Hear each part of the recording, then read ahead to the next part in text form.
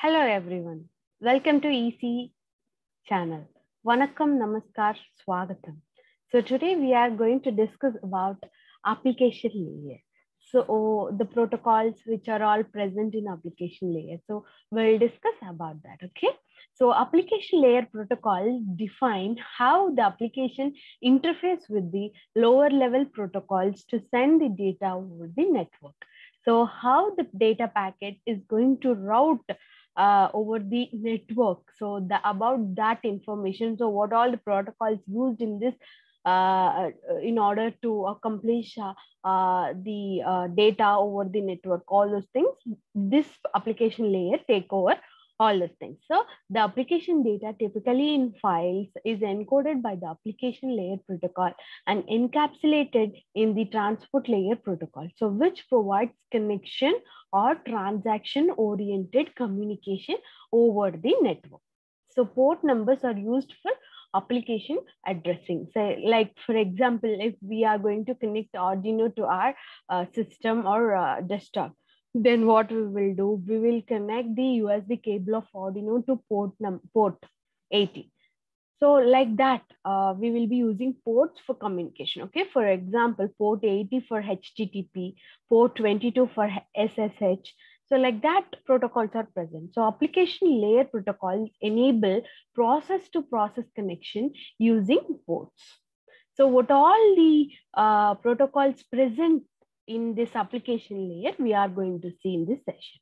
Okay, so the protocols which are present are HTTP, COAP, WebSocket, MQTT. These are all the protocols which are present. So we'll see one by one. HTTP.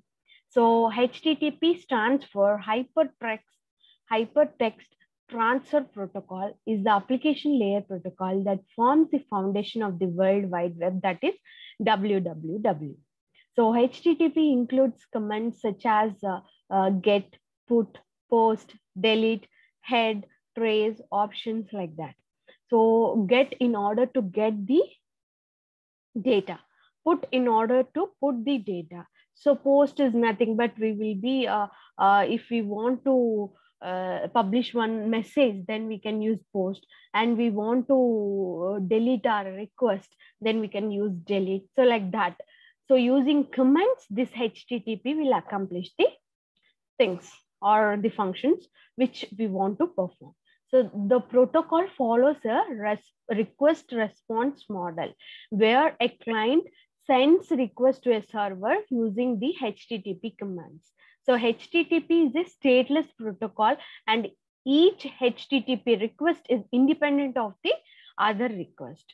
So an HTTP client can be a browser or an application running on the client. So for example, an application running on an IoT device, a mobile application or other software. So HTTP protocol uses universal resource identifier, that is URL ISL, that is link, to identify HTTP resources. Okay, so the next protocol is COAP. This is COAP stands for Constrained Application Protocol. So COAP is an application layer protocol for machine-to-machine applications. So meant for constrained environments with constrained devices and constrained networks. So like HTTP, COAP is a web transfer protocol and uses a request response model. However, it runs on top of UDP instead of TCP. So COAP uses a client-server architecture where clients communicate with servers using connectionless datagrams. So COAP is designed to easily interface with HTTP. Like HTTP, COAP supports methods such as get, post, delete. So COAP draft specification are available on IEFT constrained environments. Okay. So this is about COAP. So COAP is somewhat equal to HTTP, but HTTP will be used as it is a stateless protocol, right? We will be using everywhere on the net. COAP, it is not like that. It is mainly used for constrained environments like machine-to-machine communication, like that. So the next protocol is WebSocket. So WebSocket protocol allows full duplex communication over a single socket connection for sending messages between client and server. Okay, when WebSocket is based on TCP and allows streams of messages to be sent back and forth between the client and server while keeping the TCP connection open. So the client can be a browser or mobile application, or even it can be a IoT device also, okay? IoT applications also. So next protocol is MQTT. So MQTT stands for Message Queue Telemetry Transport. So MQTT means Message Queue Telemetry Transport. It is a lightweight messaging protocol based on publish subscribe model. So MQTT uses a client server architecture where the client connects to the server and publishes messages to topics on the server. So the broker forwards the messages to the client subscribe to topics. So MQTT is well suited for constrained environments where the device have limited processing and memory resources and the network bandwidth is low. See, for MQTT, the network bandwidth will be very low. So using the metadata bytes itself, the data can be exchanged. Okay, so this is about MQTT. Till now, we have seen HTTP, COAP, WebSocket, MQTT. The next protocol is XMPP. So XMPP stands for Extensible Messaging and Presence Protocol. So it is a protocol for real-time communication and streaming XML data between network entities. So XMPP provides wide range of applications, including messaging, presence, data syndication, gaming, multi-party chats, and even video calls also. Not only video calls, we can also go with voice calls, okay? XMPP allows sending small chunks of XML data from one network entity to another in near real time.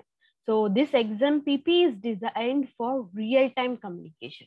Real-time communications in the sense when the factor time is very important, where if that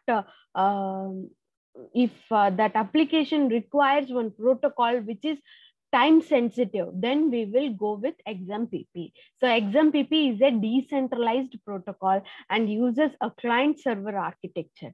So XMPP supports both client to server and server to server communication paths. So in the context of IoT, XMPP allows real-time communication between IoT devices, okay?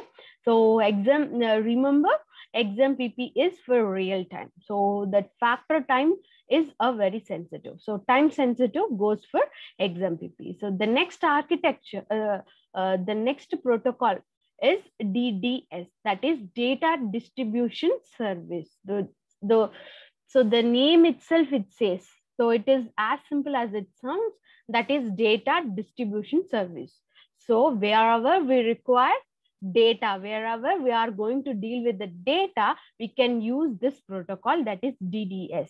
So it is a data-centric middleware standard for device-to-device or machine-to-machine communication.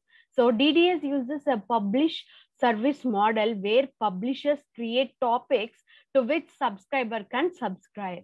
Publisher is an object responsible for data distribution, and the subscriber is responsible for receiving published data. So DDS provides quality of service control and configurable reliability. Okay, this is about DDS.